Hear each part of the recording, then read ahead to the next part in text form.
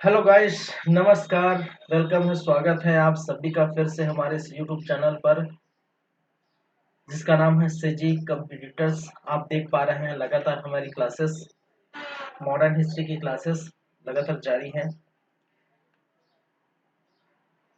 पिछले क्लास में हम देखे थे बंगाल का गवर्नर, ठीक है। और इस क्लास में हम स्टार्ट करने वाले हैं बंगाल का गवर्नर जनरल, ठीक है। चलिए, तो हम बातें करेंगे बंगाल के गवर्नर जनरल की बातें इस क्लास में। लेकिन उसके पहले जो पिछले क्लास में हमने देखे उसकी थोड़ा चर्चा कर लेते हैं। पिछले क्लास में हमने देखे थे बंगाल के गवर्नर के रूप में ये जो सामने लिस्ट दिखाई दे रहा होगा उनकी हमने चर्चा की थी। और इसके अंतर्गत हमने कहा था कि रॉबर्ट क्लाइव वो प्रथम व्यक्ति था, प्रथम अंग्रेज था, प्रथम बंगाल के गवर्नर था जिन्होंने क्या किया था, ब्रिटिश साम्राज्य की स्थापना का श्रेय इनको जाता था, ठीक है। ब्रिटिश साम्राज्य की स्थापना का श्रेय इनको जाता था। रॉबर्ट क्लाइव 2 बार आए थे भाई साहब, 57 से 60 और 65 से 67 तक। और जैसे कि मैंने कहा, ये ब्रिटिश साम्राज्य के स्थापना का श्रेय इनको जाता है, पहली बातें। दूसरी बातें मैंने कहा था कि 1757 का जो प्लासी का युद्ध हुआ था वो में भी ये महत्वपूर्ण भूमिका निभाई थी। कर्नाटक युद्ध हुए थे उस समय भी ये भूमिका निभाई थी, तीसरी बातें। चौथी बात मैंने कहा था कि इनके समय इलाहाबाद की महत्वपूर्ण संधि हुई थी। पांचवी बात, श्वेत विद्रोह हुआ था इस समय। तो ये कुछ प्रमुख बातें, मुख्य बातें हैं जिनके बारे में मैं रॉबर्ट क्लाइव के बारे में बता चुका हूँ, ठीक है। वहीं पर दूसरी बातें मैं किया था हॉलविल के समय की एक घटना। और हॉलविल के समय 1760 में घटना होती है जिसको ब्लैक होल की घटना के नाम से जाना जाता है। जहां पर जो नवाब है, बंगाल के नवाब सिराजुद्दौला ने क्या किया था, हॉलवेल के साथ साथ 148 अंग्रेजों को एक काल कोठरी में बंद कर दिया गया था, जिनमें से सिर्फ 23 ब्रिटिश बाहर निकले थे, जिनमें से हॉलवेल थे। तो ये एक महत्वपूर्ण घटना इस समय की। वेंसिटाट के समय मैंने कहा था कि वेंसिटाट के समय एक घटना हुई थी जिसको कहा जाता है बक्सर के युद्ध, ठीक है। बक्सर को सन 1764 में हुआ था। और प्लासी के युद्ध 1757, बक्सर के युद्ध 1764, इलाहाबाद की संधि 65। इन तीनों की वजह से, इन तीनों के ही कारण से, ठीक है, लगभग पूरी तरह से ब्रिटिश जो है भारत पर हावी हो जाता है, पूरी तरह से एक प्रकार से इनका नियंत्रण भारत पर हो जाता है, बंगाल पर अधिक मात्रा में देखने को मिलता है, ठीक है। फिर मैंने कटियर की बात की थी और कटियर के बारे में कहा था कि इस समय आपको क्या देखने को मिला था, इस समय अकाल पड़ गया था। कहाँ पर? बंगाल पर पूरी तरह से अकाल पड़ गया था। अकाल पड़ने का कारण भी मैंने बताया था कि यहाँ के जो रेवेन्यू जितना भी था वो सभी क्या कर रहे थे, वापस ले जा रहे थे, ठीक है। क्या करते थे? वापस जा रहे थे। वारेन हेस्टिंग के बारे में मैंने कहा था कि वारेन हेस्टिंग यहाँ बंगाल के अंतिम गवर्नर एवं बंगाल के प्रथम गवर्नर जनरल के रूप में ये जो है इस समय थे। वारेन हेस्टिंग के समय महत्वपूर्ण बातें मैंने कहा था 1772 में द्वैध शासन की स्थिति को समाप्त कर दिया गया था, द्वैध शासन को समाप्त कर दिया, जहां पर मैंने कहा था दीवानी मामले और सूबेदारी मामले ये दोनों कौन देखा करते थे, ये अलग अलग देखा करते थे। कहने का मतलब दीवानी मामले जहां पर अंग्रेजों के अंतर्गत था तो वही सूबेदारी बंगाल के नवाब के अंतर्गत था। तो दोनों को विलय कर दिया गया। कहने का मतलब दोनों कौन देखेगा, अंग्रेज ही देखेंगे, ठीक है। इसका मतलब वारेन हेस्टिंग ने सन 1772 में जो द्वैध शासन है उसको समाप्त कर दिया गया था, ठीक है। साथ ही साथ मैंने कहा था इनके समय एक घटना हुई थी, ठीक है, जिनमें से एक यहाँ का जो व्यक्ति है, बंगाल का एक व्यक्ति है नंद कुमार। और नंद कुमार ने ये आरोप लगाया था वारेन हेस्टिंग पर कि भाई साहब बहुत रिश्वत लेते हैं, भ्रष्टाचार करते हैं। बाद में जब इनको पता चला तो नंद कुमार पर ही आरोप लगाए और उनको उनको फांसी दी गई थी, ठीक है। चलिए, तो इतनी सारी बातें हम पिछले क्लास में कर चुके हैं, बंगाल के गवर्नर के बारे में बात कर चुके हैं। आज की क्लास में हम देखेंगे ये वाला लिस्ट है जो आपके सामने दिखाई दे रहा होगा, बंगाल के गवर्नर जनरल की बातें। ठीक है, तो इसलिए मैं पहले ही लिख दिया था। ठीक है, कोई झंझट की जरूरत नहीं है, पहले ही मैं पूरा लिस्ट जारी कर दिया था कि किस किस की हम बातें करेंगे। ठीक है, तो स्टार्टिंग सबसे प्रथम वारेन हेस्टिंग की बातें करेंगे, फिर लॉर्ड कार्नवालिस, जॉनसोन, लॉर्ड वेलिचरी, कार्नवालिस फिर आएंगे, कहने का मतलब एक ही बार दोनों की बातें कर लेंगे। Sir John Barlow, Lord Minto first, Lord Hastings, Lord Amherst, Lord William Bentinck. ठीक है, और वो लॉर्ड विलियम बैटिंग बंगाल के अंतिम गवर्नर जनरल होते हैं। और ये क्लास जो है बंगाल के गवर्नर जनरल की बातें करें तो ये 2 से 3 क्लास होने वाली है, लगभग तो 3 मान के चलिए, 2 से 3 क्लास होने ही वाली है। ठीक है, तो इसलिए मैंने लिखा यहाँ पर पार्ट 1। ठीक है, चलिए स्टार्ट करते हैं सबसे फर्स्ट वारेन हेस्टिंग के बारे में।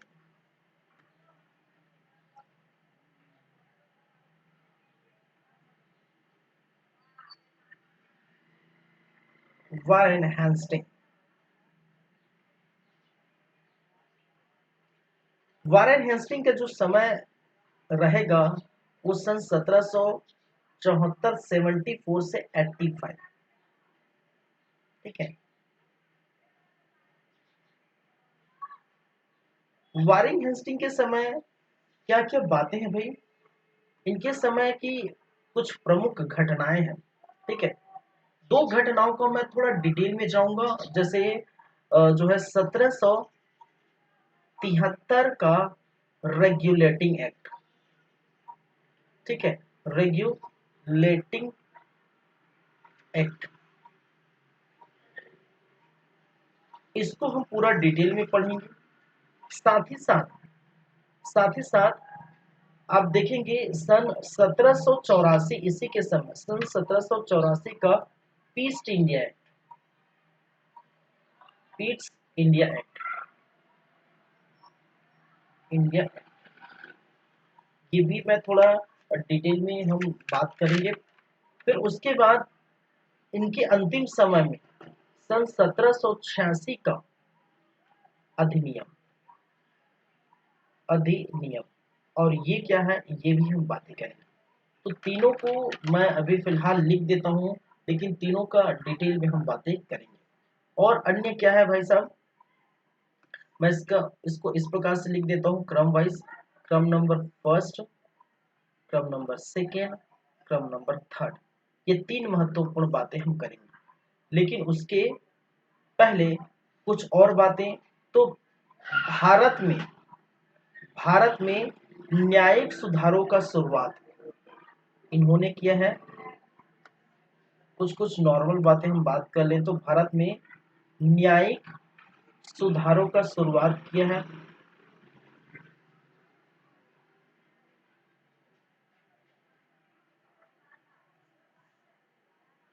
दूसरी बात है राजस्व में सुधार देखने को मिला था इसके समय, राजस्व में सुधार, ये आगे आएंगे। ठीक है, ये सभी चीजें।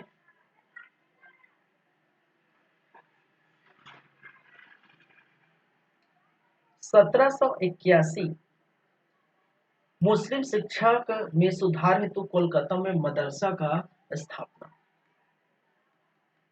मुस्लिम शिक्षा सुधार हेतु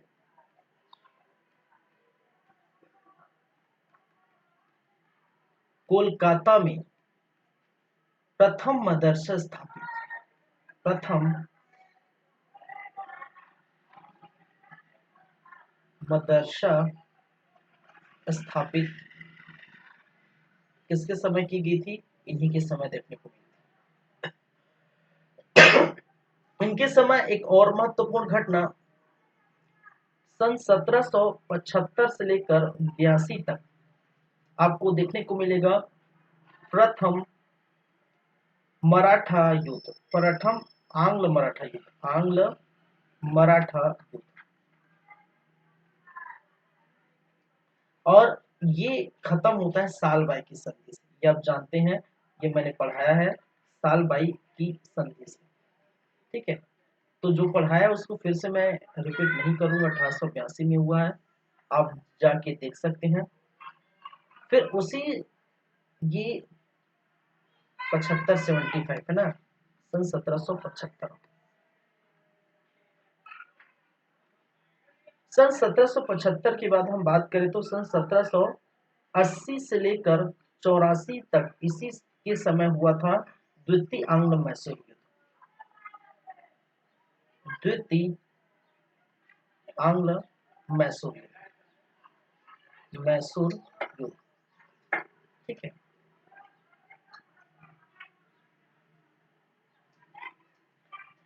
जो कि मंगलोर की संधि से समाप्त हुआ था। मंगलोर की संधि से आपको देखने को मिलेगा ये समाप्त हुआ था। चलिए, ये हो गया। आगे कुछ और बातें हैं इनके समय की। सन 1784 में विलियम जोन्स द्वारा एशियाटिक सोसाइटी ऑफ बंगाल की स्थापना की। आप पढ़ते हैं विलियम जोन्स द्वारा Asiatic Society of India, sorry of Bengal की स्थापना इनके ही समय देखने को मिली थी। फिर उनके बाद चार्ल्स विकलिन द्वारा जो है गीता और जो है हितोपदेश का अंग्रेजी में अनुवाद, ये भी आप याद रखिए। खैर इतना इम्पोर्टेंट नहीं है, लेकिन याद रख सकते हैं इनके समय चार्ल्स विकलिन्स द्वारा गीता एवं हितोपदेश, हितोपदेश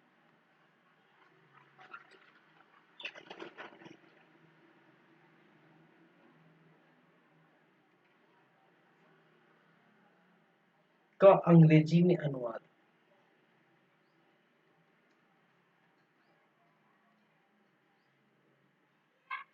ये भी आप देख सकते हैं।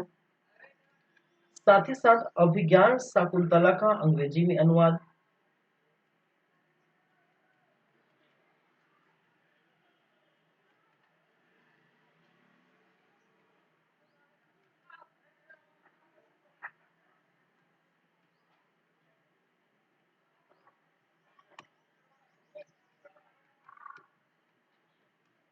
क्या है? अंग्रेजी में अनुवाद।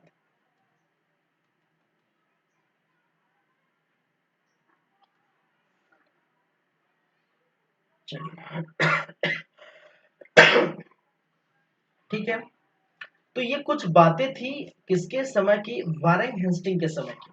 और वारेन हेस्टिंग के समय देखिए, प्रथम 3 बातें महत्वपूर्ण हैं जिसकी हम करेंगे। ठीक है, और याद आपको क्या रखनी है? ये 3 बातें याद रखनी है, चौथी ये याद रखनी, पांचवी ये, छठी सातवीं, बस इतना ही याद रख लेंगे, बहुत बड़ी बात है। ठीक है, यहाँ पर ये भी याद रखिए ज्यादा से, तो फिर ठीक है, ये 5-7 बातें याद रखिए। फिर हम 1773 का रेगुलेटिंग एक्ट पर हम चलेंगे।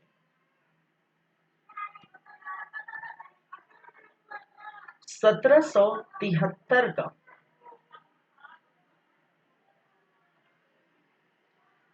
सन 1773 का रेगुलेटिंग एक्ट, और इनके अंतर्गत क्या क्या बातें हैं, क्या क्या चीज है, वो हम पहले देख लेते हैं।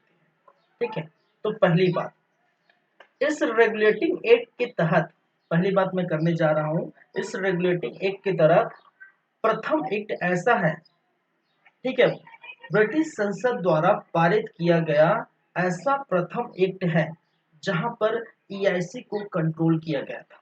ठीक है, मैंने क्या कहा?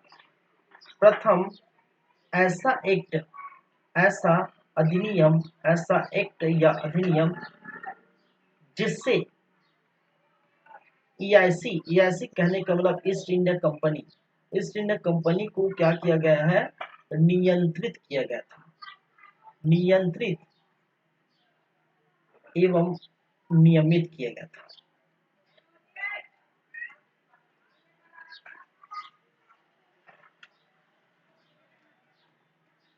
और ये नियंत्रित और नियमित किस प्रकार से करेंगे भाई, कैसे किया था नियंत्रित और नियमित, ठीक है।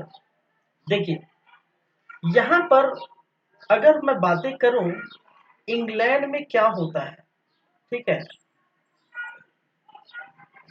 इंग्लैंड के बारे में मैंने बात बताई थी। ये मान के चलिए इंग्लैंड है, ब्रिटिश है, अंग्रेज है, कहने का मतलब यहां मैं लिख देता हूं इंग्लैंड या ब्रिटिश। ब्रिटिश के जो राष्ट्राध्यक्ष है, राष्ट्राध्यक्ष वो कौन होंगे भाई, ये महारानी होते हैं, ठीक है।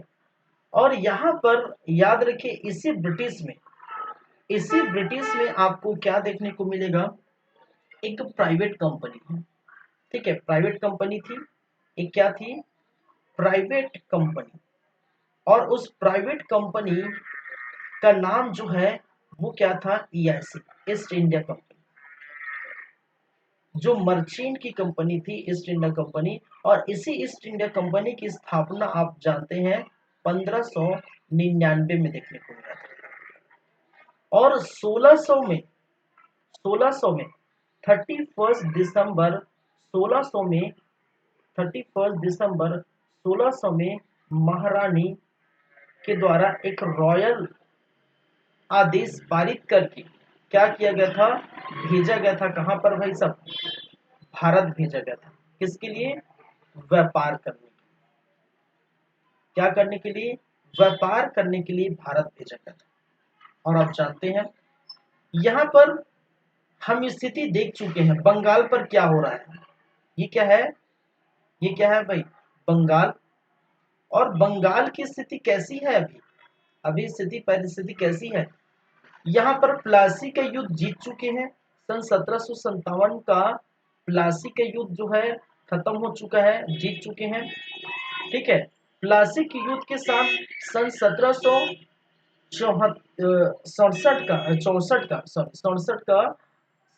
का, ठीक है, सन 1764 का 64 का बक्सर के युद्ध हमने देखे थे, ठीक है, कहाँ पर, बक्सर के युद्ध हमने देखे थे।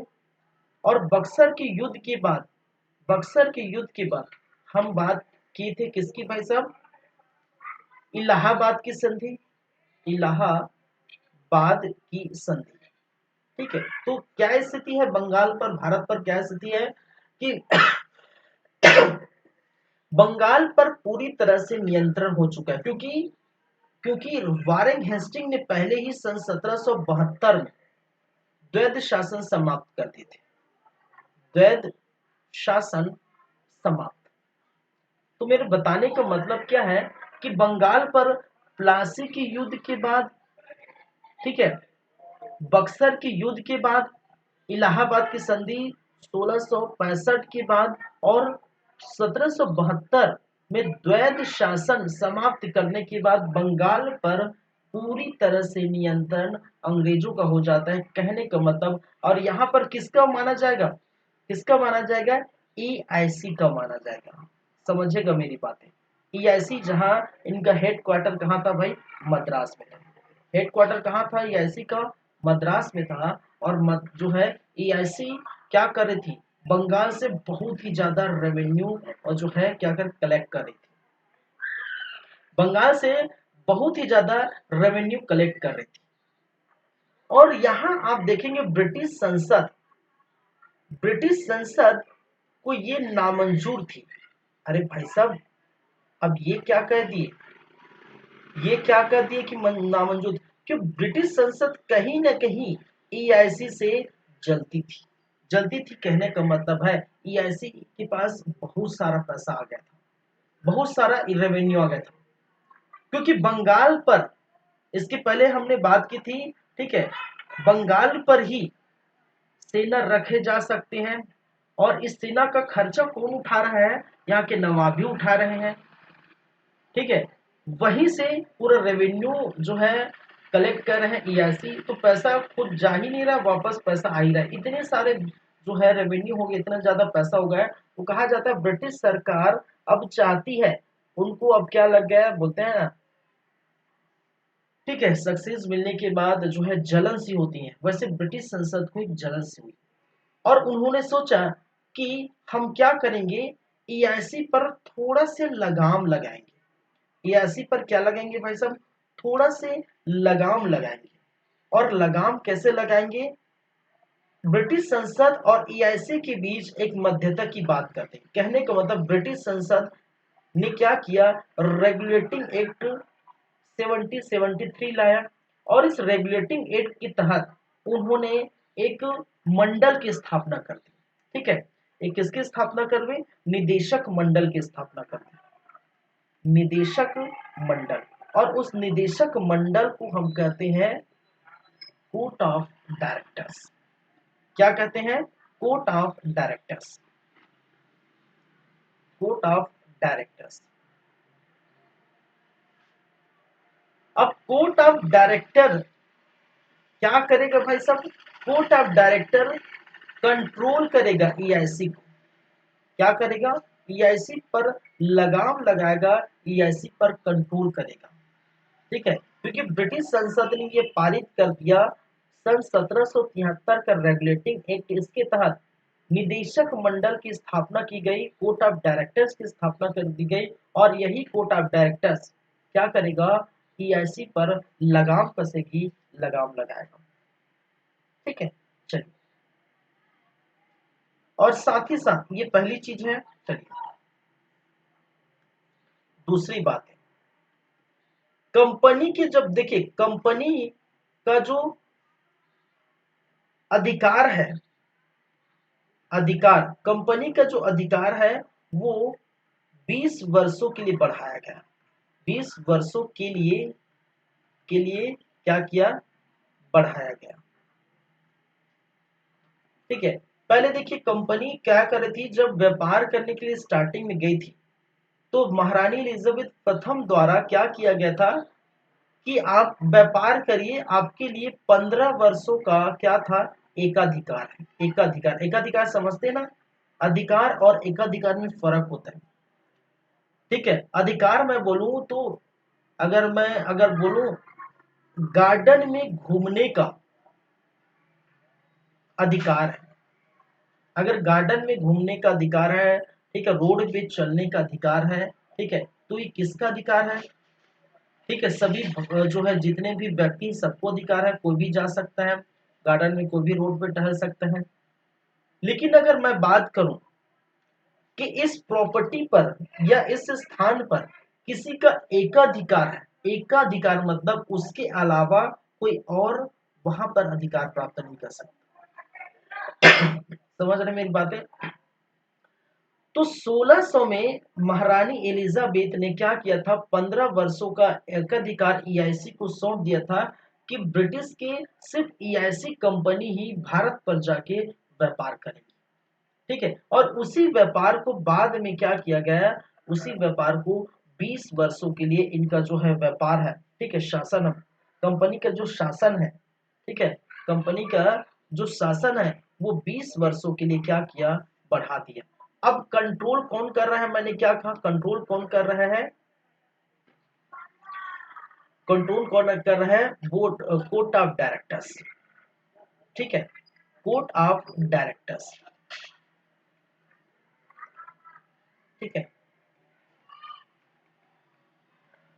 अब कोर्ट ऑफ, देखिए कोर्ट ऑफ डायरेक्टर्स में जो सदस्य होंगे, ठीक है, जो सदस्य होंगे उनकी संख्या कितनी थी, 5 सदस्य। ठीक है, कोर्ट ऑफ डायरेक्टर में जो सदस्य की संख्या है 5 थी, बाद में बाद में 4 किया गया था, उसकी बातें मैं बाद में करूंगा। बाद में क्या हो जाता है, ये 4 हो जाता है। ठीक है, चलिए, अब देखिए इसमें क्या होगा, एक काउंसलिंग सदस्य है, ठीक है, एक जो है निदेशक मंडल है, जो निर्देशक जो है फॉलो करेगा, ठीक है, किसका, ब्रिटिश संसद का। और कोर्ट ऑफ डायरेक्टर का निदेशक फॉलो कौन करेगा, ईआईसी करेगा। अब यहाँ पर जब 5 सदस्य है तो यहाँ पर कुछ चीजें के लिए अगर डिस्कस होगा, कहने का मतलब ईआईसी के लिए ठीक है, अगर कहीं पर कुछ करना है, ठीक है, ईआईसी कहीं पर कुछ करती है, बंगाल पर रेवेन्यू कलेक्ट करना या कुछ भी करना है, ईआईसी का कोई भी कार्य हो, ठीक है, ईआईसी का कोई भी कार्य है, उस कार्य के लिए ये जो कोर्ट ऑफ डायरेक्टर है वो डिसाइड करेगा उनमें से, ठीक है, उनमें से जो बहुमत होंगे, यहाँ पर 2 पक्ष होंगे, ठीक है, क्या करना है या नहीं करना है, ठीक है, मान के चल 3 लोग ईआईसी की तरफ हो जाते हैं और 2 लोग इनके, ठीक है, 2 लोग इनके तरफ नहीं होते, कहने का मतलब 2 लोग विपक्ष में रहते हैं, 3 लोग जो पक्ष में रहते हैं। तो ऐसे जो है आपको ईआईसी जो है किसकी बात मानेगी, जो प्रायोरिटी है, ठीक है, 3 लोगों की बात मानी, कहने का मतलब सब मिला के जो है 3 लोगों की बात मानी, ठीक है, तो जो मेजोरिटी दिखी थी, ठीक है, मेजोरिटी दिखाई देगी यहाँ पर। तो एक तरह से ब्रिटिश संसद ने क्या किया, लगाम लगाने के लिए, लगाम कसने के लिए क्या किया, कोर्ट ऑफ डायरेक्टर की यहाँ पर अनुमति दे दी। चलिए नंबर फोर्थ है यहाँ पर सुप्रीम कोर्ट की स्थापना, ठीक है, सुप्रीम कोर्ट की स्थापना भी कर दी इस रेगुलेटिंग एक्ट के तहत, 1773 के रेगुलेटिंग एक्ट के तहत सुप्रीम कोर्ट की स्थापना देखने को मिला था। और सुप्रीम कोर्ट की स्थापना में कुल कितने थे, कुल 4 जज थे, कुल 4 जज थे। और अब पढ़ते हैं जो प्रथम जज सुप्रीम कोर्ट के जो 4 जजों में प्रथम जज के बारे में आप हमेशा पढ़ते हैं, Elijah Impey. Elijah Impey Supreme Court के प्रथम जज के रूप में जाने जाते हैं, ठीक है, मैंने क्या कहा, सुप्रीम कोर्ट की स्थापना की गई थी इस रेगुलेटिंग एक्ट के तहत। और इनके समय जो है इसमें कितने जज थे भाई साहब, 4 जज थे। और उनमें से जो प्रथम जज है उनका नाम है एलिजा इम्पे, ठीक है, वो चीज आपको याद है, ठीक है। चलिए, तो देखिए उद्देश्य क्या था इसका, रेगुलेटिंग एक्ट लाने का उद्देश्य क्या था कि ऐसा एक्ट लाया जाए कि ईआईसी को कैसे नियंत्रित और नियमित की जाए, ठीक है, तो नियमित और नियंत्रित करने के लिए जो है कोर्ट ऑफ डायरेक्टर मौजूद है, ठीक, उनके कार्यों को देखभाल करने के लिए कि क्या भारत में कैसा कार्य कर रहा है, कैसा चल रहा है, ठीक है। साथ ही साथ सुप्रीम कोर्ट की स्थापना कर दी गई थी, 20 वर्षों के लिए इनका शासन बढ़ा दिया गया था। चलिए वगैरह वगैरह की बातें, ठीक है। चलिए आगे बढ़ते हैं, आगे हम बात करते हैं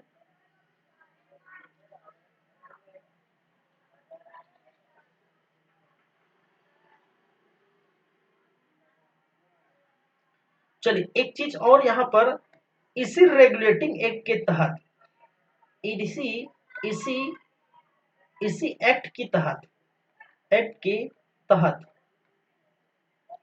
बंगाल के गवर्नर का नाम, बंगाल के गवर्नर का नाम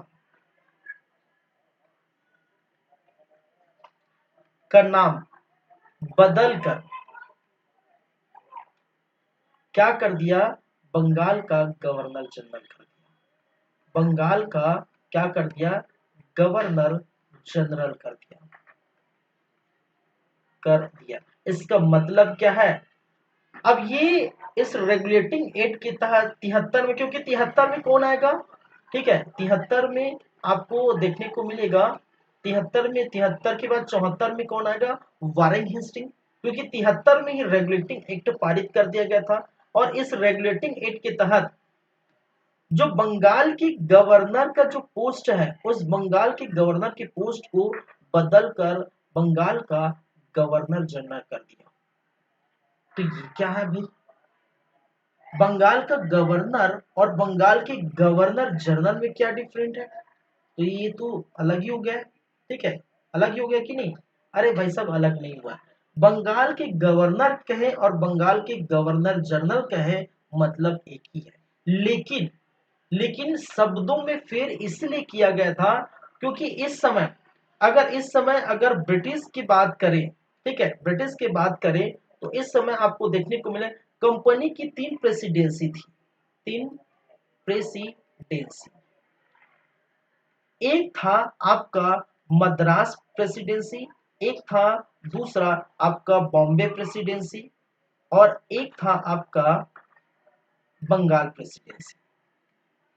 और सभी प्रेसिडेंसी में चाहे मद्रास की बात करें तो मद्रास का गवर्नर बैठेगा, बॉम्बे की बात करें तो बॉम्बे का गवर्नर बैठेगा, बंगाल की बात करें तो बंगाल का गवर्नर बैठेगा। लेकिन चूंकि चूंकि बंगाल में इतना ज्यादा रेवेन्यू डेवलप हो रहा था, बंगाल में इतना ज्यादा रेवेन्यू डेवलप हो रहा था, इतना ज्यादा रेवेन्यू कलेक्शन हो रहा था कि ईस्ट इंडिया कंपनी या जो ब्रिटिश संसद है ये चाहती है कि हम जो दो प्रेसिडेंसी है, मद्रास और बॉम्बे प्रेसिडेंसी के गवर्नर को बंगाल के गवर्नर जनरल से हम अलग रखेंगे। मैं फिर से दोहराता हूं, मैंने क्या कहा, इनमें से जो दो प्रेसिडेंसी है मद्रास और बॉम्बे, उनके भी गवर्नर है, बंगाल के भी गवर्नर है। तो मद्रास और बॉम्बे के गवर्नर को हम अलग रखते हैं और बंगाल के गवर्नर को अलग रखते हैं, उसका नाम चेंज कर देते हैं और उसको हम बोलते हैं बंगाल का गवर्नर जनरल। बस इतना ही फर्क है और कुछ नहीं फर्क है, नामों में फर्क है। बंगाल के गवर्नर कहें तो बंगाल का, तो एक देखिए, अगर मैं बंगाल का गवर्नर जनरल कहता हूं तो अलग से वो फोकस बंगाल पर ही चला जाएगा। ठीक है, बंगाल का, मद्रास का गवर्नर, बॉम्बे का गवर्नर, बंगाल का गवर्नर, तो ये अलग हो जाएगा। फिर अगर बंगाल का गवर्नर जनरल बोलो तो अलग ही जो है प्रभाव पड़ेगा। इसी कारण से यहाँ पर नाम बदल कर क्या कर दिया गया है, बंगाल का गवर्नर जनरल कर दिया गया। ठीक है, तो मैं फिर से रिपीट करता हूं, मैंने क्या कहा, रेगुलेटिंग एक्ट के तहत ईआईसी को नियंत्रित करने के लिए, नियंत्रित और नियमित करने के लिए ये लाया गया था। और कैसे किए नियंत्रित नियमित, कोर्ट ऑफ डायरेक्टर्स की यहाँ पर जो है एक मंडल बैठाया गया है जिसमें 5 सदस्य थे, बाकी बाद में ये 4 सदस्य हो जाते हैं। ठीक है, ईआईसी के जितने भी कार्य है, ईआईसी के कार्य को क्या करेगा, ईआईसी के जो भी कार्य है उनको ये कंट्रोल करेगा, पूरे कार्य को जो है कंट्रोल करता है कि क्या कर रहा है क्या नहीं कर रहा है। ठीक है, तो भाई साहब, ब्रिटिश का जो है, ब्रिटिश संसद तो वो आके नहीं देख रही थी ना कि ऐसे क्या कर रहे, इतना पैसा कहां से कमा रहे, क्या कर रहे, तो उसको लगाम तो कसना था। तो उसके लिए भारत में कोर्ट ऑफ डायरेक्टर्स की मदद से ये ईआईसी पर कंट्रोल देखने को मिली। सुप्रीम कोर्ट की भी स्थापना कर दी थी एलिजाबेथ। अब ये भी याद रखिए, देखिए सुप्रीम कोर्ट का नाम लिया तो ये याद रखिए कि इसी समय, ठीक है, इसी समय मैंने कहा था कि वारेन हेस्टिंग पर एक आरोप लगा था, भ्रष्टाचार के आरोप। ठीक है, और भ्रष्टाचार के आरोप के अंतर्गत नंद कुमार नामक एक व्यक्ति ने क्या लगाया था, नंद कुमार नामक व्यक्ति ने एक आरोप लगाया था, भ्रष्टाचार का आरोप। ठीक है, कि भाई साहब ये भ्रष्ट भ्रष्ट व्यक्ति है, ये रिश्वतखोर है, रिश्वत लेता है। ठीक है, और कहा जाता है कि इसे, ये जो चीज है इसके लिए भारी पड़ गया, वारेन हेस्टिंग इन पर खुद मुकदमा दायर कर दिया और सुप्रीम कोर्ट, इसी सुप्रीम कोर्ट के तहत इन्हीं जजों के अंतर्गत इनको फांसी दी गई थी। नंद कुमार को क्या की गई थी, फांसी दी गई थी। ठीक है, इसी सुप्रीम कोर्ट के तहत, ठीक है, इसी रेगुलेटिंग एक्ट के तहत। ठीक है, चलिए, तो ये हो चुका आपका क्या भाई साहब, 1773 का रेगुलेटिंग एक्ट।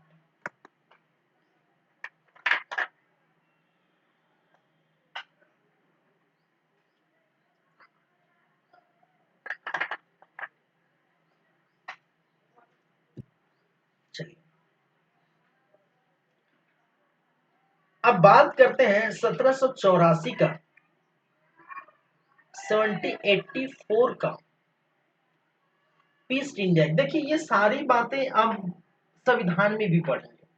ठीक है, मैं ये भी बता रहा हूं, संविधान के शुरुआती में, स्टार्टिंग में, ठीक है, संविधान सभा के गठन की पहले या संविधान सभा के गठन के आसपास शुरुआती में उनकी जो है संविधान किस प्रकार से आगे बढ़ेगा, किस क्या की स्थिति पैदा हुई थी, वो सारी बातें, ठीक है, उस चीजें के लिए पहले आप यहीं से पढ़ेंगे।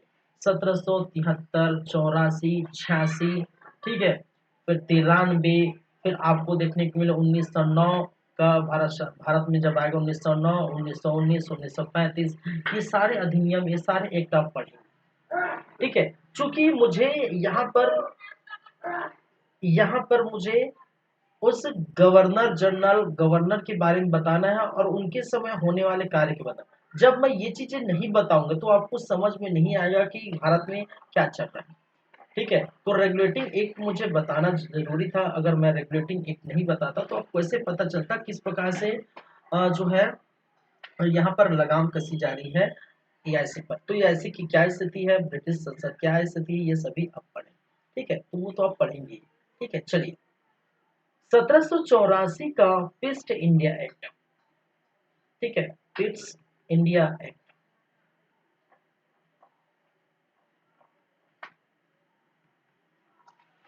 1784 का पिट्स इंडिया एक्ट। अब देखिए इसमें क्या क्या बातें, ये क्यों अभी भाई, ये 1773 का तो ला चुका था, अब ये 1784 का लाने का क्या उद्देश्य था, क्या मकसद था, ठीक है।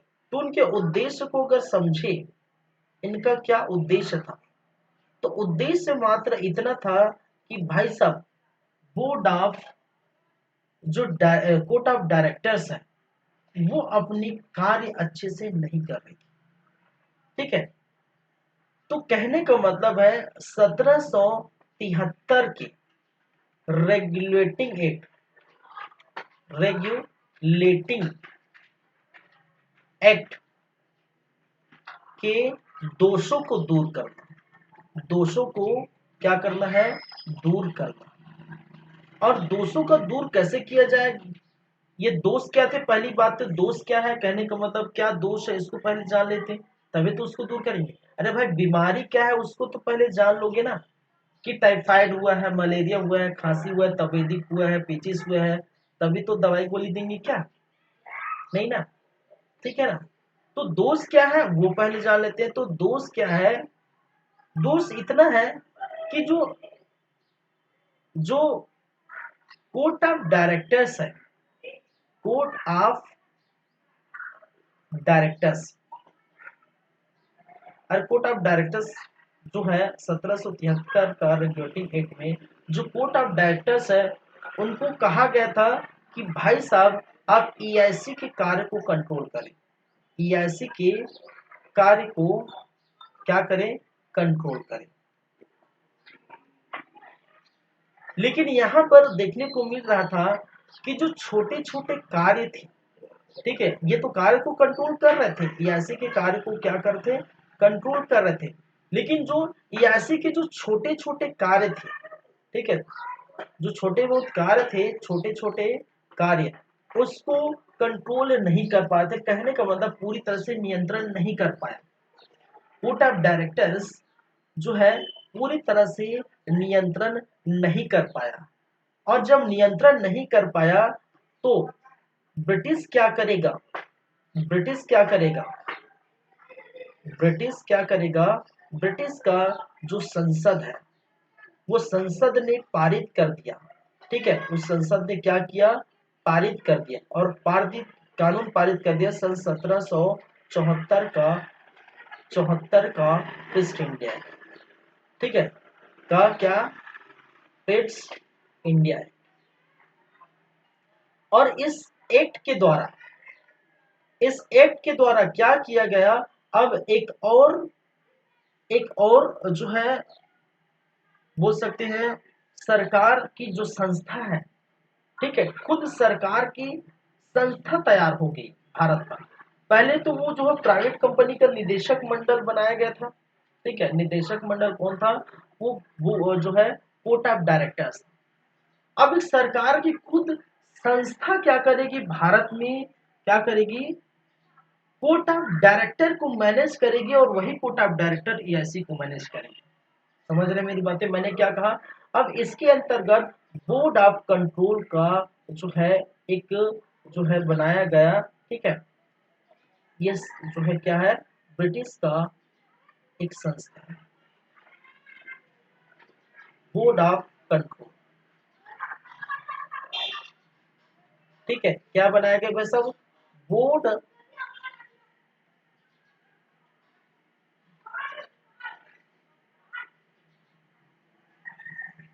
बोर्ड ऑफ कंट्रोल क्या किया गया। ठीक है, यहाँ पर एक ब्रिटिश संस्था, एक प्रकार की क्या है, ब्रिटिश संस्था, ब्रिटिश संस्था की स्थापना कर दी गई, किसके द्वारा, सन 1784 का ईस्ट इंडिया एक्ट। और ये बोर्ड ऑफ कंट्रोल क्या करेगा, बोर्ड ऑफ कंट्रोल क्या करेगा, वो कोर्ट ऑफ डायरेक्टर को मैनेज करेगा। कोर्ट ऑफ डायरेक्टर इतने समय से जो काम कर रहे थे, ये प्रॉपर काम नहीं कर रहा था, ये प्रॉपर काम नहीं कर रहा था, इनको कंट्रोल बोर्ड ऑफ कंट्रोल करेगा, कोर्ट ऑफ डायरेक्टर को। और कोर्ट ऑफ डायरेक्टर जो है ईआईसी को कंट्रोल करेगा, और संसद जो है बोर्ड ऑफ कंट्रोल को कंट्रोल करेगा। ठीक है, समझ रहे हैं मेरी बातें, मतलब संसद द्वारा जो बनाई गई बोर्ड ऑफ कंट्रोल किसके अंतर्गत है, संसद के अंतर्गत। तो संसद इनका कंट्रोल इनके हाथों में है। बोर्ड ऑफ कंट्रोल कहाँ, संसद के हाथों में है। ठीक है, कोर्ट ऑफ डायरेक्टर का कंट्रोल बोर्ड ऑफ कंट्रोल के हाथों में है। ईआईसी का कंट्रोल कोर्ट ऑफ डायरेक्टर के हाथों में, और ईआईसी यहाँ पर व्यापार कर रही है। ठीक है, तो ये चीजें हैं, याद रखिए। ठीक है, इस बोर्ड ऑफ कंट्रोल के बारे में, ठीक है, थोड़ा बात कर ले तो यहाँ पर 6 सदस्य थे। ठीक है, 6 सदस्य थे, और इस 6 के सदस्य कमिश्नर कहलाते हैं। कमिश्नर 6 सदस्य हैं, और 6 के 6 सदस्य क्या कहलाते हैं, कमिश्नर कहलाते हैं। और इस 6 सदस्य में, इस 6 सदस्य में क्या थे, 4 सदस्य तो वो रहेंगे ब्रिटिश के, और 2 सदस्य जो रहेंगे वो ब्रिटिश के संसद के सदस्य होंगे। ये भी आप याद रखिए, ब्रिटिश, क्योंकि ब्रिटिश, अरे ब्रिटिश किसी व्यक्ति को, अपने व्यक्ति को तो बैठाएगा। ब्रिटिश संसद के सदस्य, संसद के क्या होंगे, सदस्य, इनमें से 4 में से 2 जो है ब्रिटिश संसद के सदस्य होंगे। ठीक है, चलिए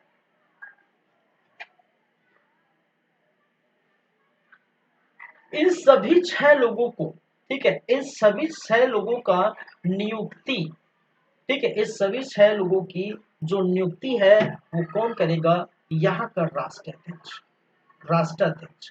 ठीक है, यहाँ का जो सम्राट है वो 6 लोगों की ये नियुक्ति नियुक्ति करने का काम, इनके पद को हटाने का काम, पदच्युत करने का काम, आदि का काम ये करते हैं। ठीक है, तो एक प्रकार से अब लगाम ऊपर लगाम कसी जा रही थी, किस पर, ईआईसी पर। तो ईआईसी के छोटे मोटे काम जो है दिखाई नहीं पड़ते, छोटे मोटे काम जो है कर लेते थे, और उन पर जो है कंट्रोल नहीं होता था कोर्ट ऑफ डायरेक्टर का, तो इसलिए, ठीक है, कोर्ट ऑफ डायरेक्टर के बाद बोर्ड ऑफ कंट्रोल का भी यहाँ पर क्या देखने को मिला था। चलिए आगे बढ़ते हैं।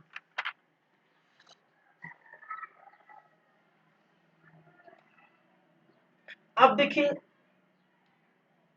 बात आगे करें तो देखिए इनका समय खत्म होने ही वाला है, इनका भाई साहब, अरे वारेन हेस्टिंग का जो समय है 74 से 85 तक देखने को मिलेगा। ठीक है, सन 1774 से 85 को देखने को मिलेगा। जैसे वारेन हेस्टिंग का कार्यकाल खत्म होता है, मैं यहाँ पर इसको याद रखिए, यहाँ पर ये नहीं है वैसा, ये जो है वारेन हेस्टिंग का जो समय नहीं है यहाँ पर नहीं, मैं वैसे लिख दिया हूँ कि इसको समझाऊंगा।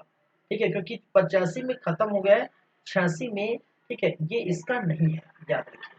ठीक है, ये भाई साहब इनसे दूर है, इनके लिए नहीं किया गया था, ये भी आप याद रखिए, मैं समझाने के लिए लिखा हूँ। ठीक है, समय इनका खत्म हो गया, कार्यकाल खत्म हो गया वारेन हेस्टिंग का। अब वारेन हेस्टिंग का कार्यकाल खत्म हो गया, अब चीजें क्या स्थिति है, जो है बंगाल में क्या स्थिति है। ठीक है, अब बंगाल में ब्रिटिश संसद को वही व्यक्ति चाहिए, वही लायक व्यक्ति चाहिए कि बंगाल को पूरी तरह से संभाल सके, साथ ही साथ वहां के जो रेवेन्यू है अधिक से अधिक मात्रा में रेवेन्यू डेवलप कर सके। ठीक है, बहुत सारे जो है पैसा ला सके। ठीक है, वहां की चीजों को अच्छी तरीके से सुधार सके। ठीक है, तो ये चीजें करने के लिए क्या किया गया था, सन 1786 में एक और, सन 1786 का क्या है, अधिनियम, और सन 1786 का अधिनियम के अंतर्गत, याद रखिए ये अधिनियम सिर्फ एक व्यक्ति के लाया गया था। ये दो अधिनियम हम देखे थे, ये जो दो अधिनियम है, ये जो दोनों अधिनियम है, सन 1773 का रेगुलेटिंग एक्ट और 1784 का फिस्ट इंडिया एक्ट, ये दोनों नियम किसके लिए थे भाई? ईआईसी को कंट्रोल करने के लिए। ईआईसी को क्या करने के लिए? कंट्रोल करने के लिए। ये जो दो जो है रेगुलेटिंग एक्ट जो लाया गया था, वो ईआईसी को कंट्रोल करने के लिए लाया गया था। लेकिन सन 1786 का जो अधिनियम है, वो सिर्फ इसलिए लाया गया था कि एक व्यक्ति को बंगाल पर एक व्यक्ति को बंगाल का गवर्नर जनरल नियुक्त करने के लिए ही ये एक्ट लाया गया था। ठीक है, ये अधिनियम लाया गया था। और वो अधिनियम क्या था? इस अधिनियम के अंतर्गत, ठीक है, इस अधिनियम के अंतर्गत पहली बातें हैं, ठीक है, कि बंगाल के गवर्नर जनरल को अब किसका अधिकार मिल गया? सैनिक का अधिकार मिल गया है। ठीक है, सेनापति का अधिकार मिल, प्रधान सेनापति का अधिकार मिल गया। ठीक है, कमांडर इन चीफ का अधिकार मिल गया। ठीक है, मैंने क्या कहा? अब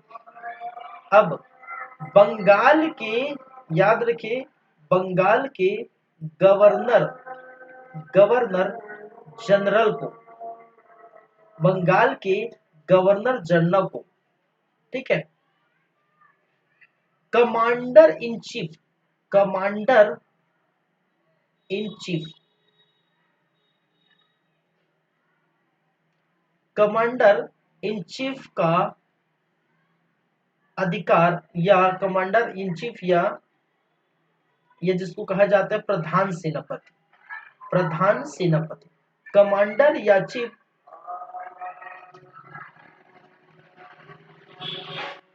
प्रधान सेनापति का अधिकार प्राप्त हो गया। ठीक है, क्या हो गया? प्रधान सेनापति का अधिकार किसको? बंगाल के गवर्नर जनरल को प्राप्त हो गया। अभी तक किसी को ये कमांडर इन चीफ या प्रधान सेनापति का अधिकार किसी भी जो है बंगाल के गवर्नर हो या बंगाल के गवर्नर जनरल हो, इसके पहले सन 1786 के पहले किसी को प्राप्त नहीं था। गवर्नर अपना काम करती है और जो कमांडर इन चीफ, जो सेना प्रधान थे, प्रधान सेनापति, वो अपना कार्य करते। लेकिन इन दोनों का पोस्ट एक व्यक्ति को दे दिया गया। ठीक है, और वो थे नेक्स्ट गवर्नर जनरल, जिसकी बातें हम करेंगे इसके बाद। ठीक है, इसके बाद देखिए, इसके बाद क्या किया गया कि बंगाल में विशेष परिस्थिति पर, ठीक है, पहले लिख लेता हूं, विशेष परिस्थिति पर, विशेष परिस्थितियों में, ठीक है, विशेष परिस्थिति में बंगाल के गवर्नर जनरल को एक हक होगा, बंगाल के गवर्नर जनरल को अधिकार होगा कि वह जो परिषद है, काउंसिल परिषद बैठी थी, कोर्ट ऑफ डायरेक्टर्स, ठीक है, जो बंगाल के गवर्नर जनरल को अधिकार है कि वह परिषद को क्या कर सकता है? परिषद के निर्णय को, ठीक है, परिषद के, कि वह परिषद की जो निर्णय को रद्द कर सकता है। इसका मतलब क्या है? इसका मतलब ये है कि जिस बोर्ड ऑफ जो है, सॉरी, कोर्ट ऑफ डायरेक्टर जो इन पर लगाम लगाए हुए हैं, जो कहेंगे वो करना है, इनके जो निर्णय है वो एआईसी के निर्णय होते थे। ठीक है, कहने का मतलब कोर्ट ऑफ डायरेक्टर जो बोलेंगे वो काम एआईसी को करना पड़ता है। लेकिन विशेष परिस्थिति में क्या कहा गया है कि इनकी जो बातें होंगी उसको नकार दी जाएगी, इनका निर्णय वो नहीं मानेगा। विशेष परिस्थिति में परिस्थिति वही जानेगा वो क्या परिस्थिति चाहते हैं। साथ ही साथ गवर्नर जनरल को कमांडर इन चीफ का या फिर प्रधान सेनापति का भी अधिकार प्राप्त होगा। और ये किसके लिए किया गया था भाई?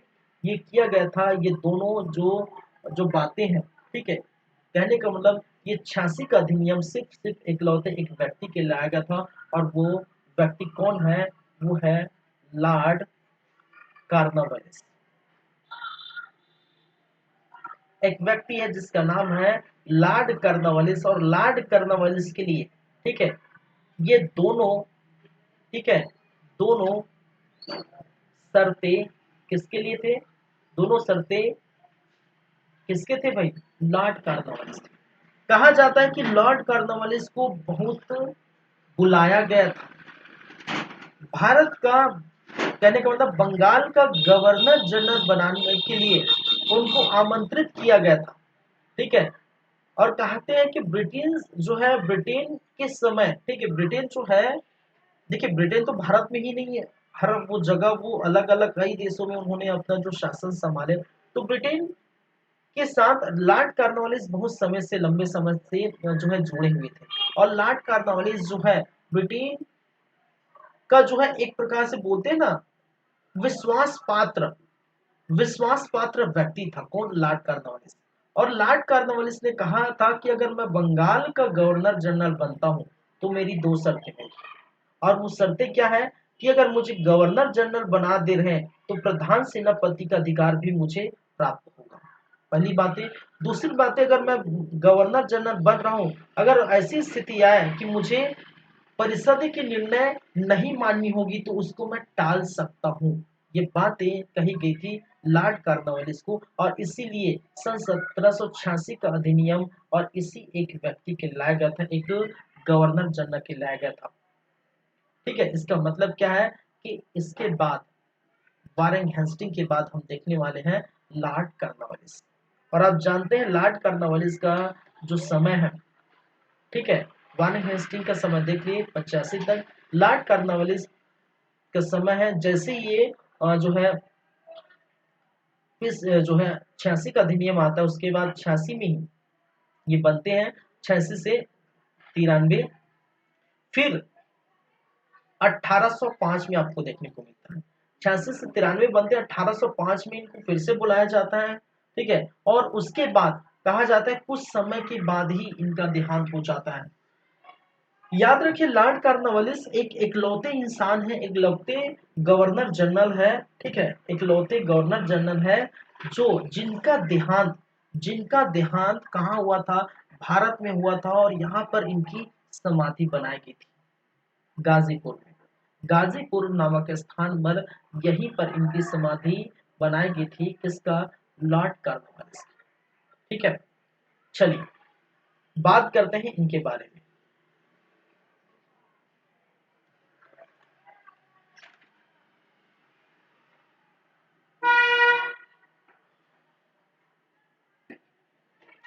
हम बात करेंगे, ठीक है, किसकी भाई चर्चा करेंगे? Lord Cornwallis.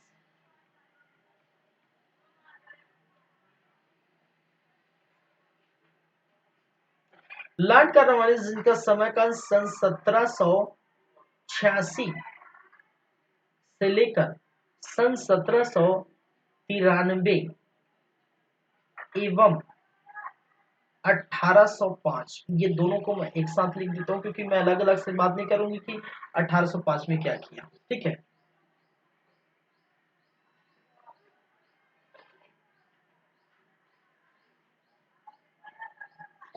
चलिए बातें करेंगे, लेकिन बस मुझे 2 मिनट का ब्रेक चाहिए। 2 मिनट के बाद मैं वापस आता हूँ, फिर हम इसको कंटिन्यू करते हैं। चलिए तब तक जो है कुछ कुछ चीजें आप इस चीज को थोड़ा समझते रहिए, देखते रहिए, ठीक है। चलिए।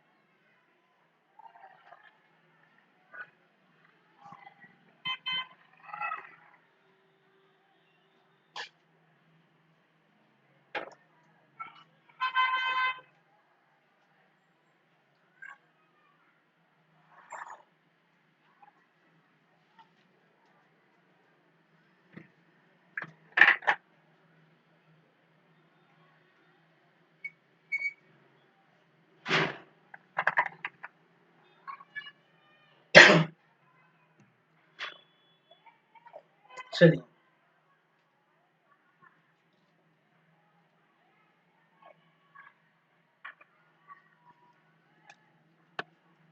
बात करते हैं किसकी भाई, लॉर्ड कॉर्नवालिस। वेलकम है, स्वागत है फिर से आप सभी लोगों का ब्रेक के बाद। और ब्रेक के बाद हम बातें करेंगे लॉर्ड कॉर्नवालिस के बारे में। चलिए, इनके समय की प्रमुख घटना, इनके समय की प्रमुख घटना या प्रमुख बातें, ठीक है, इनके समय की प्रमुख घटना या प्रमुख बातें हम देख लेते हैं क्या क्या है। चलिए, तो वो क्या है, फर्स्ट अगर मैं बात करूं, ठीक है, फर्स्ट मैं बात करूं तो भारत में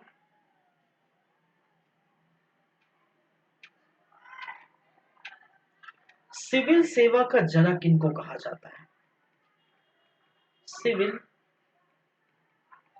सेवा का जनक, भारत में सिविल सेवा का जनक, पहली बातें। दूसरी बातें, ठीक है, भारत में भारत में स्थायी बंदोबस्त का जनक, ये क्या है वो हम देखेंगे। स्थायी बंदोबस्त आ गया, बंदोबस्त आ गया है तो उसकी हम बातें कर लेंगे, एक एक करके हम बात करेंगे। स्थायी बंदोबस्त सन 1793 को हुई स्थायी बंदोबस्त का जनक, ठीक है। ये स्थायी बंदोबस्त क्या है, ठीक है। बाद में और देखें, रैयतवाड़ी क्या है, मालवाड़ी क्या है, इजारेदारी प्रथा क्या है, ठीक है। रैयतवाड़ी, मालवाड़ी, इजारेदारी प्रथा, स्थायी बंदोबस्त, ठीक है, जिसको कहा जाता है परमानेंट सेटलमेंट, स्थायी बंदोबस्त, या इसको जमींदारी प्रथा भी कहते हैं, ठीक है। जमींदारी प्रथा कह लीजिए, परमानेंट सेटलमेंट कह लीजिए, स्थायी बंदोबस्त कर दीजिए, ठीक है, एक ही मतलब है। चलिए, भारत में पुलिस सेवा का जनक, इनको ही कहा जाता है भारत में पुलिस सेवा का जनक।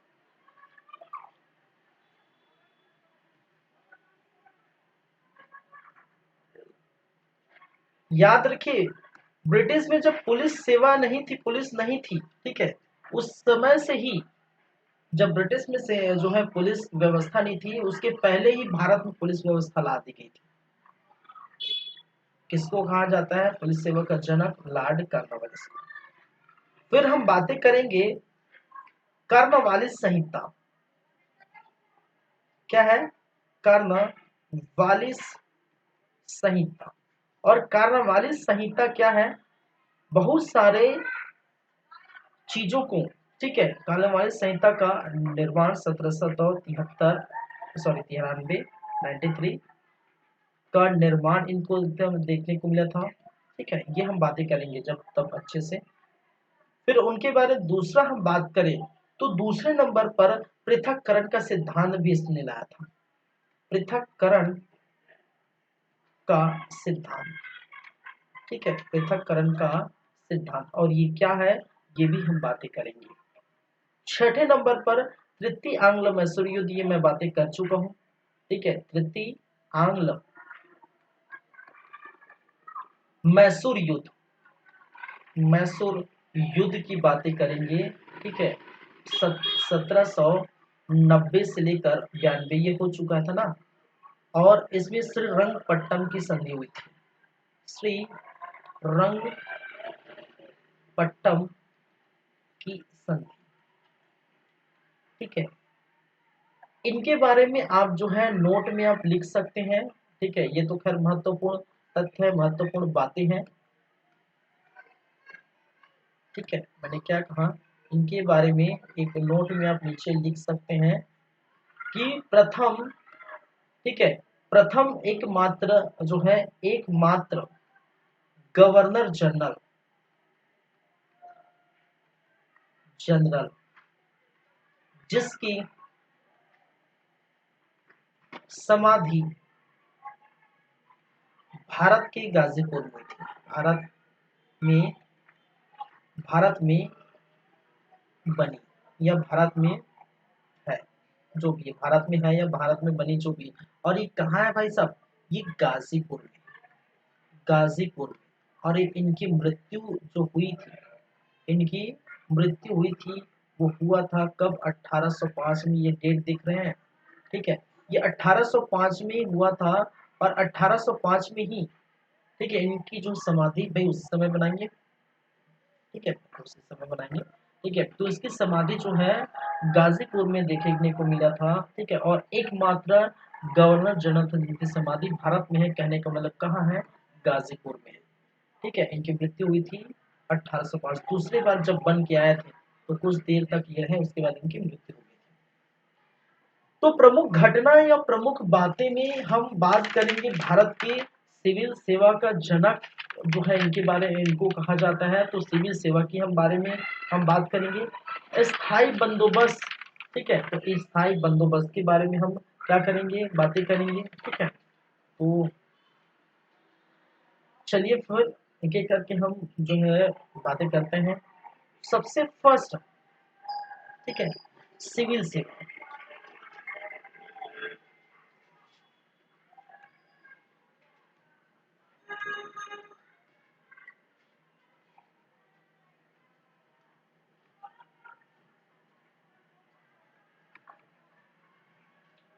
चलिए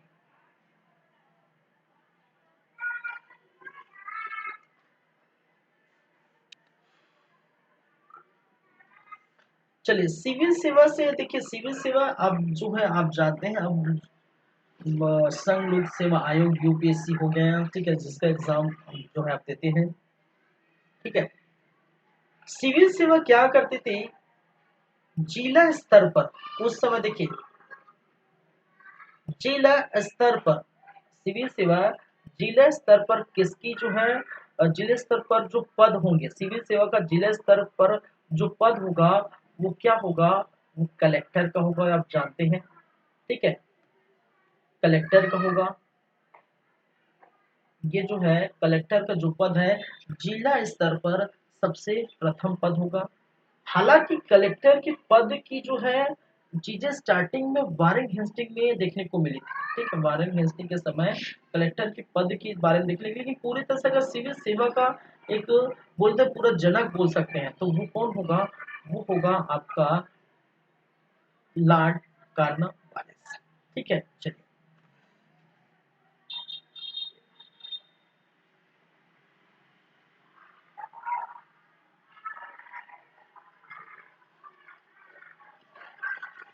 अब देखिए स्थिति क्या है, सिविल सेवा के जो पद लाने की जो है स्थिति परिस्थिति क्या दिख रही है। जब लॉर्ड कार्नवालिस भारत का सॉरी बंगाल का गवर्नर जनरल बना, ठीक है, मैंने क्या कहा?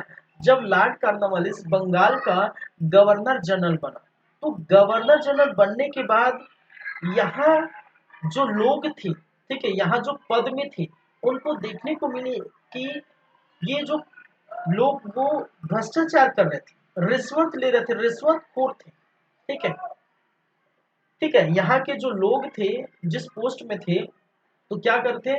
भ्रष्ट थे और रिश्वतखोर थे।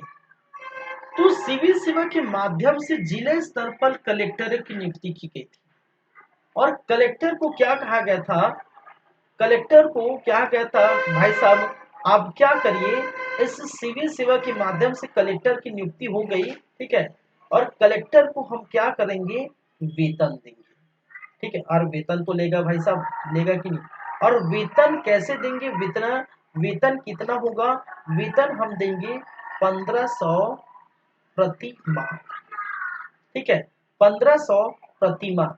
याद रखिए अभी आप स्थिति में बैठे हैं 2023 के, और 2023 में आप सोच रहे होंगे भाई साहब कलेक्टर है तो वो 1500 दे रहे हैं प्रति माह, ये तो नाइंसाफी है। याद रखिए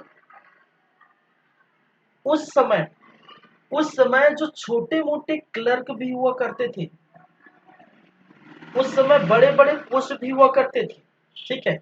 तो जो बड़े पोस्ट, जितने भी बड़े पोस्ट हैं, ठीक है, उनको अधिकतम अधिकतम 60-70 रुपया, जहाँ बहुत ज्यादा हो गई तो 100 रुपया मिलता था उस समय।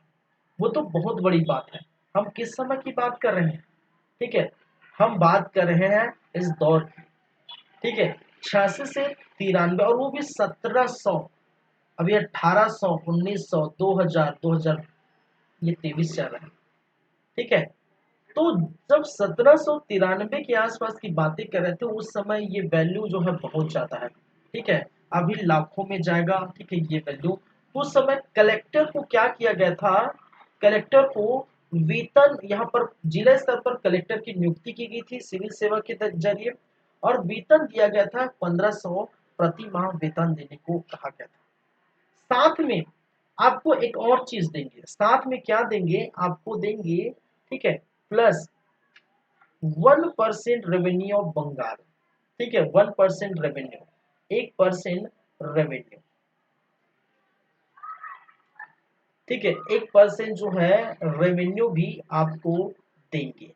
ठीक है, रेवेन्यू का जो है 1%, 1% ऑफ रेवेन्यू मैं लिख देता हूँ, 1% ऑफ रेवेन्यू।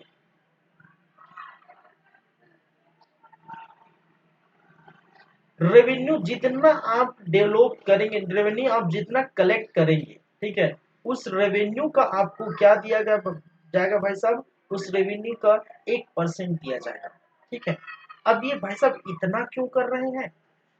इतना काहे कर रहे हैं कि वेतन भी 1500 प्रति माह दे दिया? कहने का मतलब बहुत ज्यादा था उस समय। 1% रेवेन्यू भी दे रहे हैं, रेवेन्यू का जो 1% है, ठीक है, जितना भी, ठीक है, जिस स्थान से रेवेन्यू कलेक्ट होगा, ठीक है, जो भी स्थान है, कलेक्टर क्या करेगा? ठीक है, रेवेन्यू कलेक्ट करेगा। ये जो स्थान होगा, ठीक है, जैसे कि मान के चलिए बंगाल है, और बंगाल से क्या होगा? यहाँ से रेवेन्यू कलेक्ट करेगा। ठीक है, यहाँ से क्या करेगा? Revenue collection, revenue collection. और जो भी रेवेन्यू कलेक्शन होगा, उस रेवेन्यू कलेक्शन में एक तो आपको चला गया आपका 1% किसके पास? 1% किसके पास चला गया? कलेक्टर के पास। और जितना भी 99% बच गया, वो 99% किसको जाएगा भाई साहब? ईस्ट इंडिया कंपनी को जाएगा। ठीक है, कितना जाएगा? ईस्ट इंडिया कंपनी को पूरा 99% जाएगा। ये लाने का तरीका क्यों था? ये ऐसा क्यों किया? ये ऐसा इसलिए किया कि यहाँ पर मैंने कहा लॉर्ड कॉर्नवालिस जब आए और देखें कि यहाँ के लोग भ्रष्ट हो चुके हैं, ठीक है, उनके मन में लालच घर कर चुका है, वो रिश्वत लेते हैं अपनी इच्छाओं को पूर्ति करने के लिए, अपनी जो इच्छा जो भी है उसके लिए रिश्वत लेते हैं। तो मैं बाकी लोगों को वो रिश्वत से बचने के लिए, भ्रष्टाचार से बचने के लिए मैं क्या करता हूँ? एक कलेक्टर का पद लाता हूँ, जिला स्तर पर कलेक्टर का पद लाया, और उस कलेक्टर को मैं बैठा देता हूँ कि भाई साहब रेवेन्यू इकट्ठा करें, और उस कलेक्टर को भी बहुत ज्यादा पैसे भी देता हूँ, और रेवेन्यू जितना कलेक्ट होगी, आप जानते हैं बंगाल में बहुत ज्यादा रेवेन्यू कलेक्ट होता है, मैं बार बार बोल चुका हूँ, और जितना परसेंट होगा उसका 1% भी आपको दिया जाएगा, और आपको वेतन भी अधिक मात्रा में दी जाएगी। तो ये भ्रष्टाचार रोकने का एक तरीका था। ठीक है, क्या करने का? ये जो तरीका है, ये जो है भ्रष्टाचार रोकने का तरीका था। भ्रष्टाचार रोकने का क्या था भाई साहब? तरीका था। ठीक है, एक प्रकार से। इसलिए सिविल सेवा का जनक किसको कहा जाता है? लॉर्ड कॉर्नवालिस को कहा जाता है। ठीक है, चलिए इसी, अब देखिए सिविल सेवा की जब बात कर लेते हैं तो थोड़ा बात ही कर लेते हैं सिर्फ कलेक्टर पर क्यों आके रुके। ठीक है, अब देखिए सिविल सेवा है, कलेक्टर बनेंगे तो जाहिर सी बात है आप ऐसी तो नहीं बन जाएंगे। ठीक है, कलेक्टर बनेंगे तो आप ऐसी तो नहीं बन जाएंगे भाई साहब। ठीक है, आपको क्या करना पड़ेगा? उसके लिए ट्रेनिंग लेनी पड़ेगी कि कलेक्टर क्या काम करता है। हर कोई भी, ठीक है, कोई भी अगर पोस्ट पे जाएंगे उसके लिए कुछ ट्रेनिंग होती है कुछ माह के लिए, ठीक है, 4 महीने 6 महीने, ठीक है, जहां पर भी हो। ठीक है, तो उसी प्रकार कलेक्टर के पद के लिए क्या किया जाता था, कलेक्टर की जहां पर ट्रेनिंग होती है, कहने का मतलब है सिविल सेवाओं की ट्रेनिंग। ठीक है, मैंने क्या कहा, सिविल, और सिर्फ कलेक्टर की बात मैं नहीं कर रहा हूँ, सिविल पूरे सिविल सेवा। ठीक है, सिविल और अन्य अधिकारी सिविल सेवाओं की ट्रेनिंग। ठीक है, क्या है, सिविल सेवाओं की ट्रेनिंग। अब सिविल सेवाओं की ट्रेनिंग देखिए, ट्रेनिंग कहाँ हो रहा है, सिविल सेवा की ट्रेनिंग लंदन में हो रहा है। ठीक है, सिविल सेवा की ट्रेनिंग लंदन और हैरीबस एक जगह का नाम है। ठीक है, हेलबरी, क्या है, हेलबरी, और हेलबरी कहाँ पर, लंदन पर। ठीक है, सिविल सेवा, ठीक है, सिविल सेवा के जो ट्रेनिंग होंगे, जो व्यक्ति सिविल सेवा के जो अधिकारी बनेंगे, उनका ट्रेनिंग लंदन में हो रहा था। ठीक है, लेकिन अब देखने को मिलेगा कि बाद में जो है ये आपको भारतीय भी देने लगेंगे। ठीक है, क्या है, बाद में क्या होगा, भारतीय भी सिविल सेवा। पहले देखिए, पहले सिविल सेवा के जो पद या कलेक्टर जो बनते थे, ठीक है, पहले जो कलेक्टर के जो पद प्राप्त करते थे, वो बड़े बड़े क्या थे भाई साहब, बड़े बड़े राजघराने से आते थे, ब्रिटिश के राजशाही परिवार के थे। ठीक है, ब्रिटिश के राजशाही परिवार, राजशाही परिवार के थे, और इनके ही द्वारा क्या किया जाता था, नियुक्ति आदेश जारी किया जाता था, और इनको ट्रेनिंग लेने के लिए कहाँ जाना पड़ता है, लंदन जाना पड़ता था। ठीक है, अब देखिए, चूंकि चूंकि आप जानते हैं, ठीक है, यहाँ पर क्या कर दिया गया था, 1800, आप बात करेंगे बाद में, 1853 का चार्टर एक आएगा, चार्टर एक्ट, और 1853 के चार्टर एक्ट में आपको देखने को मिलेगा कि जो सिविल सेवा का जो सिविल सेवा है, सिविल सेवा, और सिविल सेवा के पद के लिए, सिविल सेवा के पद के लिए अब क्या करना पड़ेगा, अब प्रतियोगी प्रतियोगी एग्जाम होगा, प्रतियोगी पेपर दिलाना पड़ेगा। ठीक है, सिविल सेवा की जो है प्रतियोगी पद के लिए आपको प्रतियोगी जो पेपर, जैसे कि जैसे अगर आप अभी जो है बोल सकते हैं सीजीपीएससी। ठीक है, सीजीपीएससी क्या करते हैं, एग्जाम जो है लेती है। ठीक है, अभी आने वाले फरवरी में, ठीक है, 12 तारीख को सीजीपीएससी के एग्जाम। ठीक है, तो वो क्या करेंगे, एग्जाम लेगी, और वहां से एग्जाम लेकर जब पास आउट होंगे, तो उसके बाद आप जो भी है पद वो आपको प्राप्त होगा। तो प्रतियोगी पेपर, प्रतियोगी परीक्षा जो है अब ली जाएगी। ठीक है, पहले ऐसा नहीं होता था, पहले वहीं से जो है ब्रिटेन से ही जो है यहाँ पर पोस्टिंग होती थी, लेकिन अब सिविल सेवा की जो है परीक्षा ली जाएगी, पेपर लिया जाएगा। अब इससे क्या दिक्कत है, ठीक है, इससे क्या दिक्कत है, दिक्कत तो यहाँ नहीं है, दिक्कत क्या है कि सिविल से बाद में ये भी दिया गया कि पहले, ये भी आप जानिए कि पहले सिविल सेवा का एग्जाम जो है, सिविल सेवा का एग्जाम है, सिर्फ ब्रिटिश के लोग दे सकते थे, ब्रिटिश वासी दे सकते थे, भारतीय लोग नहीं दे सकते थे। बाद में भारतीय लोगों को भी क्या किया गया, जोड़ा गया। तो भारतीय लोग क्या करेंगे, यहाँ पर भारतीय लोग एग्जाम दिलाने भी कहाँ जाएंगे, सेंटर कहाँ रहेगा, लंदन में रहेगा, और एग्जाम देने के बाद ट्रेनिंग भी कहाँ जाएगा, लंदन में ही रहेगा। इसीलिए इसीलिए क्या किया गया, जो हेलबरी लंदन है, यहाँ पर ट्रेनिंग सेंटर रखी गई थी। ठीक है, बाद में बाद में 1800 के आसपास, 1800 में 1800 में जो है कोलकाता कोलकाता के विलियम फोर्ट और कोलकाता के विलियम फोर्ट में जो ट्रेनिंग सेंटर बाद में रखी गई, लेकिन देखा जाता है कि बाद में 1802 में ही इसको समाप्त कर दिया गया। कहने का मतलब इस ट्रेनिंग सेंटर को बंद कर दिया गया, समाप्त कर दिया गया। ठीक है, और फिर से ये कहाँ चला गया, हल्बरी लंदन चला गया। ठीक है, क्या चला गया, हल्बरी लंदन चला जाता है सिविल सेवा की ट्रेनिंग के लिए। ठीक है,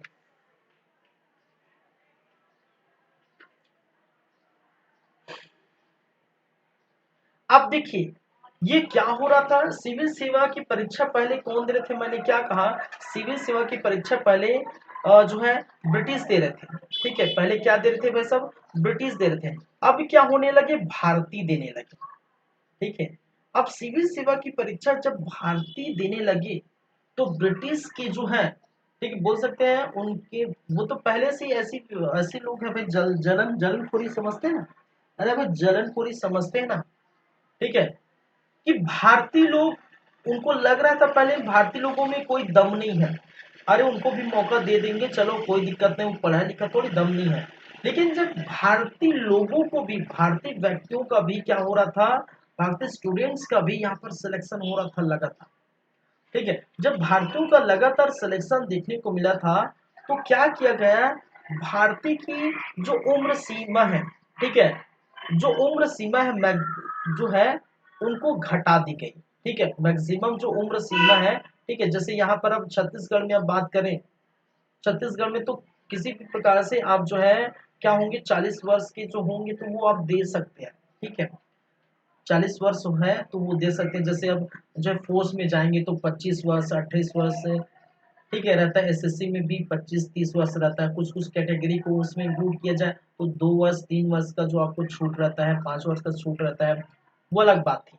लेकिन भारतीयों की जो उम्र है उन पर एक जो है लगाम कस ली गई थी, क्योंकि बहुत ज्यादा चयन हुआ थे, चयनित हुए थे। और इसी कारण से लगातार देखने को मिला था 1858 में, 1858 में 23 वर्ष कर दिया गया था, 23 वर्ष था। 1860 में इनको घटा के 22 वर्ष कर दिया गया, मतलब जो अब 22 वर्ष से ज्यादा कोई होंगे वो नहीं दे सकते, 22 वर्ष से अधिक की उम्र नहीं दे सकते। उसके बाद फिर से क्या किया, 1866 में कर दिया 21 वर्ष, और बाद में 1878 के पास आते आते ये 19 वर्ष हो गया। तो लगातार जो है एज गिरते जा रहा है। कहने का मतलब है भारतीय इन मुकाम पर न पहुंचे, भारतीयों को सिलेक्शन कम हो, इसके लिए, ठीक है, उम्र की सीमा जो है इस प्रकार से घटा दी गई थी। उम्र की सीमा, अब मतलब कहने का मतलब है 19 वर्ष के अधिक उम्र अगर होंगे तो आप दे नहीं सकते। अरे भाई 19 वर्ष में कौन सिविल सेवा की परीक्षा देगा, ठीक है, बहुत ही कम ऐसे। अरे क्योंकि अरे ऐसे ही अब 12वीं 12 6 18 तो ऐसे ही हो जाता है, 12th पास के लिए 18 19 साल हो जाता है। उसके बाद थोड़ा मैच्योरिटी आती है 1 साल। ठीक है, उसके बाद ही आप जो है ये तैयारी शुरू करके दे सकते हैं। अब मैक्सिमम वो 19 है तो फिर अगर 23-24 रहता तो ये समझ में आता है, 23-24-25, ठीक है। अब उम्र सीमा ऐसी घटा दी गई तो फिर दिक्कत हो गया। ठीक है, बाद में इसी को बाद में इसी को सिविल सेवा को 1919 का भारत शासन अधिनियम भारत शासन अधिनियम लाएगा, और भारत शासन अधिनियम के अंतर्गत 1919 को इसी का नाम, सिविल सेवा का नाम क्या कर दिया गया, लोक सेवा आयोग कर दिया, लोक सेवा आयोग। ठीक है, इसी को मैंने स्टार्टिंग में कहा था, यूपीएससी जो बनता है, ठीक है, वो यही है, लोक सेवा आयोग। कहने का मतलब है संघ लोक सेवा आयोग। ठीक है, लोक सेवा आयोग को गठन करके इसको क्या बनाया गया है, संघ लोक सेवा आयोग। संघ लोक सेवा आयोग, और संघ लोक सेवा आयोग कहने का मतलब है यूपीएससी। ठीक है, चलिए, तो इसके समय की ये क्या थी, ये प्रमुख घटनाओं में से एक कौन था भाई साहब, सिविल सेवा वाली जो है घटना। कहने का मतलब है बात, सिविल सेवा का जनक इसलिए था। ठीक है, तो क्यों लाया गया, किस कारण से, तो ये देखिए, कल की क्लास में, कहने का मतलब आज की क्लास हम इतना रखते हैं। ठीक है, कल के क्लास में हम बातें करेंगे आगे स्थायी बंदोबस्त, वो भी थोड़ा अच्छे डिटेल में हम पढ़ेंगे। स्थायी बंदोबस्त, अगर नाम से सुने स्थायी बंदोबस्त कारण, अगर मैं पढ़ाऊं कि लॉर्ड कॉर्नवालिस में सिविल सेवा का जनक कहलाता है, स्थायी बंदोबस्त का जनक है, रट लेंगे। ठीक है, तो भाई साहब स्थायी बंदोबस्त के अंदर जो भी पॉइंट है वो कैसे क्लियर होगा। ठीक है, अगर मैं आपसे पूछूं स्थायी बंदोबस्त क्या है तो आप क्या बोलेंगे। ठीक है, क्या बोलेंगे जो भी है, आप आपको जो पता है तो बोल सकते हैं बेशक, ठीक है। अगर नहीं पता है तो फिर तो पढ़ना पड़ेगा ना। तो इतना अंदर घुस के इतना डीप में मैं इसलिए पढ़ा हूँ कि चीजें क्या है क्लियर होनी चाहिए, कॉन्सेप्ट क्लियर होनी चाहिए, बेस बनना चाहिए, ठीक है। आपको देखने को मिलेगा कि मार्केट में एक से एक बुक अवेलेबल रहेंगे, ठीक है। मार्केट में बहुत सारे बुक क्या रहेंगे, अवेलेबल रहेंगे।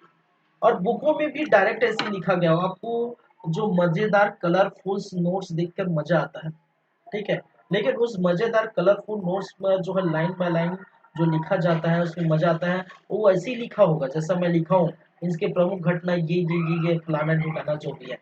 लेकिन उस चीज के अंदर की गहराई को भी समझना बहुत ही जरूरी है, क्योंकि आगे जब तक आप समझेंगे नहीं तब तक चीजें जो है क्लियर नहीं होगी, ठीक है। तो सिविल सेवा की बातें करिए, स्थायी बंदोबस्त क्या है वो हम अच्छी तरीके से बातें करेंगे, ठीक है। देखिए इतना ज्यादा भी हम नहीं करेंगे, कुछ कुछ चीजों पर हम जो है बातें करेंगे, खासकर स्थायी बंदोबस्त पुलिस सेवा क्या है ये हम भी। चलिए ठीक है, तो इस प्रकार से हमारा चलता रहेगा, हमारा यूट्यूब चैनल सीजी कॉम्पिटिटर्स बातें करते रहेंगे आप लोगों से ढेर सारी, ठीक है। ऐसे चलता रहेगा भाई साहब। तो ये था हमारा आज का governor general of Bengal part 1। Part 2 में आगे की बातें करेंगे, और आगे की बातें जब करेंगे तो वो कौन कौन से होंगे, जितना छूट गया अभी तो करना वाले सा है। अभी जॉन सोरवेल जली, ठीक है, जितने हैं वो क्रम से हम जो है क्या करेंगे, बातें करेंगे, ठीक है। चलिए, तब तक के लिए आप लोग अपना ध्यान रखें, ख्याल रखिए, और देखते रहिए हमारा YouTube channel. Thank you guys, thank you class.